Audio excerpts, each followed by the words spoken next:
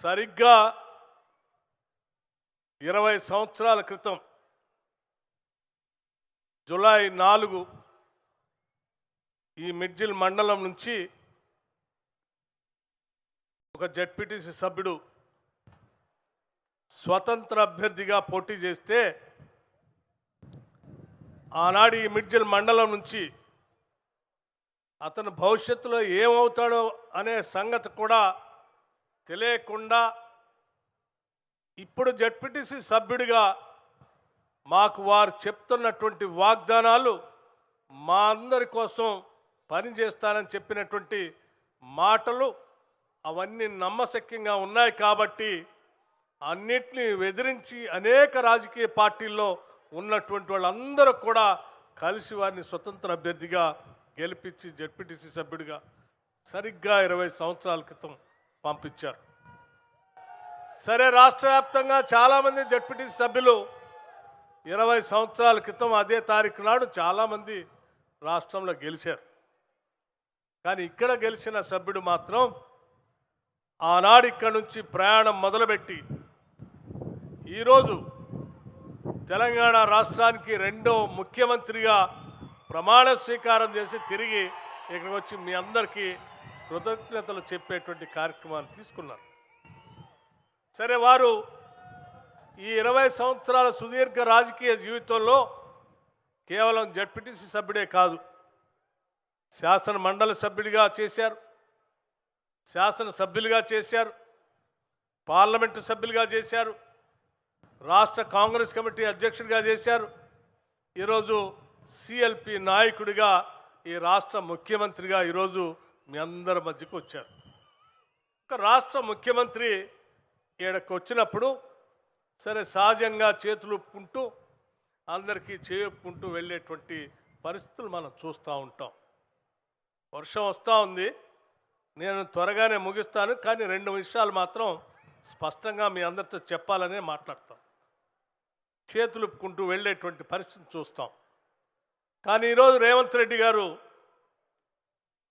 ఆలస్యం అయినా పర్వాలేదు, నేను వాళ్ళందరితో కలిసి భోంచేయాలి, ఆనాడు ఈనాటి నా ముఖ్యమంత్రి పదవికి పునాదులు వేసినటువంటి వాళ్ళందరితో నేను కూర్చొని భోంచేయాలి అని వారితో పాటు మా అందరిని కూడా రమ్మని ఆహ్వానిస్తే ఇది మంచి సాంప్రదాయం కదా. 20 సంవత్సరాల క్రితం ఓటేసినటువంటి వాళ్ళని మర్చిపోకుండా కృతజ్ఞత చెప్పి నాయకుడిగా వాళ్ళకి ఒక కృతజ్ఞత చెప్పేటువంటి కార్యక్రమం చేస్తున్నప్పుడు ఇటువంటి నాయకత్వం కదా కావాల్సింది నాయకులకని చెప్పి తప్పనిసరిగా వస్తామని మేమందరం బయలుదేరి వచ్చాం. సరే, వస్తే పత్రికల్లో మనం అందరం చదువుతున్నాం కొన్ని రోజుల నుంచి, ఏదో ఎల్నినో ఉంది, వర్షాలు రావు, చాలా ఇబ్బంది పడతాం, ఎండకి ఎండిపోతామని మన సాంకేతిక శాస్త్రవేత్తలు అందరూ ప్రపంచవ్యాప్తంగా చెప్తా ఉన్నారు. సరే, ఇక్కడ కూడా అట్లాగే ఎండలు కొడతా ఉన్నాయి. కానీ ఈరోజు మాత్రం ఇక్కడికి వస్తే మీరు చూస్తూ ఉన్నారు ఆ ఎల్నినో ఎటుపోయిందో, వర్షపు జల్లులు పైనుంచి ప్రకృతి కూడా ఆశీర్వదిస్తూ ఉంది.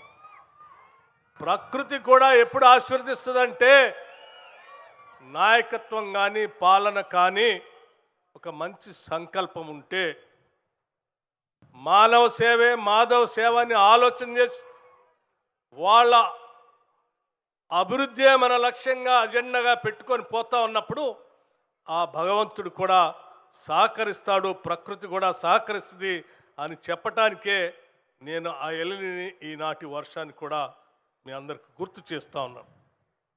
ముఖ్యమంత్రి రేవంత్ రెడ్డి గారు, సరే నేను దగ్గరగా ఈ రాష్ట్ర ప్రభుత్వం ఏర్పడిన దగ్గర నుంచి ఉప ముఖ్యమంత్రిగా ఈ రాష్ట్ర బడ్జెట్లు తయారు చేసే ప్రతి సందర్భంలో, లేకపోతే శాసనసభలో సభ జరిగే ప్రతి సందర్భంలో, లేకపోతే రాష్ట్ర ప్రభుత్వం తరఫు నుంచి తీసుకునే ప్రతి నిర్ణయంలో చాలా దగ్గరగా లోతుగా చర్చించిన తర్వాత జరుగుతున్నటువంటి విషయాలు తెలిసినటువంటి వ్యక్తిగా కొన్ని విషయాలు మీ అందరితో చెప్పదలుచుకున్నాను. పాలన అంటే, ముఖ్యమంత్రి అంటే 4 అధికారులను పోగేసుకొని ఆ అధికారులు చెప్పిన దాన్ని తీసుకొని రొటీన్గా పాలన చేయటం కాదు. పాలన అంటే మనం చిన్ననాటి నుంచి ఏ గ్రామీణ ప్రాంతం నుంచి ఎదిగి వచ్చామో, ఏ రైతు సమస్యలు, భూమి లేని నిరుపేద ప్రజల సమస్యలు, తినటానికి తిండి లేనటువంటి కుటుంబాలకు సంబంధించిన విద్యార్థులు అర్ధాకలతో బడిగిపోతున్నప్పుడు చూసినటువంటి సమస్యలు, ఆ సమస్యలన్నింటినీ కదా మనం అడ్రస్ చేయాల్సింది. కేవలం అధికారులు ఏదో రాసిస్తే రాసిన దాని ప్రకారం బడ్జెట్ తయారు చేసి మనం పాలన అందించడం కాదు కదా. బట్టనా నేను ఒక మామూలు గ్రామంలో పుట్టి వచ్చాను. సామాన్య రైతుల బాధలు తెలిసిన వ్యక్తిగా, తినటానికి తిండి లేనటువంటి కుటుంబాల బాధలు చూసినటువంటి వ్యక్తిగా చెప్తా ఉన్నాను. ఎన్ని ఇబ్బందులున్నా ప్రజల సంక్షేమమే మన ఎజెండాగా మనం నిర్ణయాలు తీసుకొని ఈ రాష్ట్రంలో అమలు చేయాల్సిందే అని చెప్పి ఒక పాలమూరు జిల్లా బిడ్డగా, ఆకలి తెలిసిన వ్యక్తిగా నేను ఒక స్పష్టమైనటువంటి నిర్ణయం తీసుకొని మీ అందరితో పంచుకుంటున్నాను. ఈ రాష్ట్రంలో ఉన్నటువంటి 1,15,00,000 కుటుంబాలు ఈరోజు సన్న బియ్యంతో భోజనం చేయాల్సిందే. అది నేను ముఖ్యమంత్రిగా, కాంగ్రెస్ ప్రభుత్వాన్ని నడుపుతున్నటువంటి వ్యక్తిగా నిర్ణయం తీసుకుంటున్నాను. 1,15,00,000 కుటుంబాలు. ఇది పేద ప్రజల గురించి, మధ్యతరగతి కుటుంబాల గురించి ఆలోచన చేయగలిగినటువంటి ముఖ్యమంత్రి ఉన్నప్పుడు మాత్రమే ఇది సాధ్యమైనటువంటి కార్యక్రమం. ఇది నిర్ణయం చేసేటప్పుడు ఇంతమందికి మనం సన్న బియ్యం ఇయ్యగలమా, ఇన్ని వేల కోట్లు తేగలమా అంటే ఎన్ని ఇబ్బందులున్నా వాళ్ళు కడుపు నిండా అన్నం తినాల్సిందే. గొప్ప గొప్ప వాళ్ళు తినే సన్న బియ్యం పేద మధ్యతరగతి కుటుంబాలు, గ్రామీణ ప్రాంతాల్లో ఉన్న ప్రతి కుటుంబం కూడా తినాల్సిందే అని చెప్పి ఒక నిర్ణయం తీసుకొని చెప్పినప్పుడు తప్పనిసరిగా ఇటువంటి కార్యక్రమాలు చేయాల్సిందే అని చెప్పి వారి మీద ఒక అభిప్రాయం నాకు ఏర్పడింది. ఆ తర్వాత క్రమంలో గ్రామీణ ప్రాంతాల నుంచి ప్రభుత్వ పాఠశాలకు వెళ్ళేటువంటి విద్యార్థులు చాలామంది, పాఠశాలకు వెళ్ళేటువంటి విద్యార్థులు మనం శాసనసభ్యులుగా అనేక సంవత్సరాల నుంచి చూస్తూనే ఉన్నాం. కానీ ఏనాడు కూడా ఏ ముఖ్యమంత్రి ఆలోచన చేయలే. విద్యాశాఖను నా దగ్గర పెట్టుకున్నాను. నేను పాలించేటువంటి ఈ సమయంలో నేను ముఖ్యమంత్రిగా వచ్చింది కేవలం ఏదో అధికారులను కూర్చోబెట్టుకొని వాళ్ళు చెప్పే నిర్ణయాలు చేయటానికి కాదు. నేను ఒక లక్ష్యంతో వచ్చాను. ఈ రాష్ట్రంలో ఉన్నటువంటి 27 లక్షల విద్యార్థులు ప్రతిరోజు ఉదయం ప్రభుత్వ పాఠశాలలో అల్పాహారం ప్రభుత్వ పరంగా పెట్టాల్సిందే. అది కూడా న్యూట్రిషియస్ ఫుడ్ ఉండాల్సిందే. దానికి కూడా ఒక గ్లాసు పాలు ఇవ్వాల్సిందే, ఒక గ్లాసు జావ ఇవ్వాల్సిందే అని చెప్పినప్పుడు ఇది కదా ప్రజల గురించి ఆలోచన చేసేటువంటి ప్రభుత్వ అధినేత ఉన్నప్పుడు జరిగేటువంటి సంక్షేమం కదా అని చెప్పి ఈరోజు క్యాబినెట్లో ఉన్నటువంటి వాళ్ళందరం ఈ కార్యక్రమాన్ని మద్దతిచ్చి రాష్ట్ర వ్యాప్తంగా ఈ సంవత్సరం 27 లక్షల మంది విద్యార్థులకి ఇవాళ మార్నింగ్ బ్రేక్ఫాస్ట్ పెట్టే కార్యక్రమం జరుగుతాం. చూసాం, చాలా సందర్భాల్లో చెప్పారు. నల్లమల్ల అడవుల్లో, ఆ పరిసర ప్రాంతాల్లో ఉన్నటువంటి పేదవాళ్ళు అనేక మందిని చూసాం. ఇల్లు లేనటువంటి పేదవాళ్ళని చూసాం. 10 సంవత్సరాల ఆనాటి టీఆర్ఎస్ ప్రభుత్వం అధిక బడ్జెట్తో అనేక వనరులతో రాష్ట్రాన్ని అప్పచెప్తే పేదవాళ్ళకి ఇల్లు ఇస్తా అని మోసం చేసిండు. మనం మాత్రం చేయటానికి వీల్లేదు. ఎట్టి పరిస్థితుల్లో ప్రతి పేద కుటుంబానికి అర్హత ఉన్నటువంటి వాళ్ళకి అందరికీ ఇందిరమ్మ ఇల్లు ఇవ్వాల్సిందే. 5 లక్షల రూపాయలు ప్రతి ఇంటికి వెచ్చించి ఇచ్చి 4,50,000 ఇల్లు కట్టాల్సిందే అని చెప్పి ఒక నిర్ణయం చేసిన ముఖ్యమంత్రి, ఒక గ్రామీణ ప్రాంతం నుంచి మీ అందరి హృదయం తెలిసిన బాధలు, ఇబ్బందులు తెలిసిన వ్యక్తి కాబట్టే ఆ నిర్ణయం చేయగలిగాడు. ఇటువంటి అనేకం ఈరోజు రాష్ట్ర వ్యాప్తంగా ఉన్నటువంటి మహిళలు, అక్కలు, చెల్లెలు, తల్లులు అనుకుంటూ అనేక మంది గతంలో మోసాలు చేశారు. కానీ నేను ముఖ్యమంత్రిగా ఈరోజు రాష్ట్రంలో ఉన్నటువంటి అక్క చెల్లెళ్ళందరికీ కూడా వడ్డీ లేని రుణాల్ని సంవత్సరానికి 20,000 కోట్లు ఇవ్వాల్సిందే. 5 సంవత్సరాల్లో 1,00,000 కోట్లు వాళ్ళకి ఇవ్వాల్సిందే, వాళ్ళని కోటీశ్వరులు చేయాల్సిందే అని చెప్పి ప్రతి సంవత్సరం ఆర్థిక శాఖ నుంచి 20,000 కోట్లకు పైబడి మహిళలందరికీ కూడా వడ్డీ లేని రుణాలు ఇప్పిస్తున్నటువంటి ముఖ్యమంత్రి ఈరోజు మీ మధ్యకు వచ్చి మీ ఆశీర్వచనం మీకు కృతజ్ఞత చెప్పేటువంటి కార్యక్రమానికి వచ్చారు. ఇటువంటి కార్యక్రమాలు అనేకం ఈరోజు ఈ రాష్ట్రంలో జరుగుతూ ఉన్నాయి.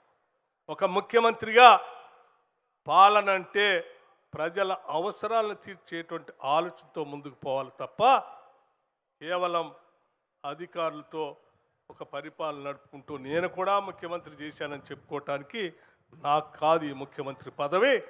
ఈ ముఖ్యమంత్రి పదవి భగవంతుడు, ఈ తెలంగాణ రాష్ట్ర ప్రజల ఆశీస్సులు నాకు మెండుగా నేను చెప్పిన మాటలు నమ్మి నాకు అప్పచెప్పారు. కాబట్టి వాళ్ళకు రుణం తీసుకునే కార్యక్రమం కోసం కాంగ్రెస్ ప్రభుత్వం ద్వారా ప్రజల అవసరాలు తీసే కార్యక్రమాన్ని చేపడతామని చెప్పి ఈరోజు మీ మధ్యకు వచ్చి కృతజ్ఞతలు చెప్పే కార్యక్రమం చేస్తున్నట్టు ఈ సందర్భంలో మీ అందరికీ కాంగ్రెస్ ప్రభుత్వం తరఫున, రాష్ట్ర ముఖ్యమంత్రి గారి తరఫున ప్రజల సంక్షేమం కోసం పనిచేసేటువంటి ఈ కార్యక్రమాలు ప్రజల గుండెల్లో పెట్టుకొని, ఇప్పుడే మన అనిరుద్ధ రెడ్డి గారు మాట్లాడేటప్పుడు చెప్పారు, ఒక ఆయన బయటకు వచ్చి నేను మళ్ళీ వస్తామంటే యాడికి వస్తారు? రాష్ట్రంలో ఉన్నటువంటి ప్రజలు మాట్లాడుకునేటువంటి స్వేచ్ఛ లేని జీవితాన్ని ఇవ్వటానికి వస్తారా?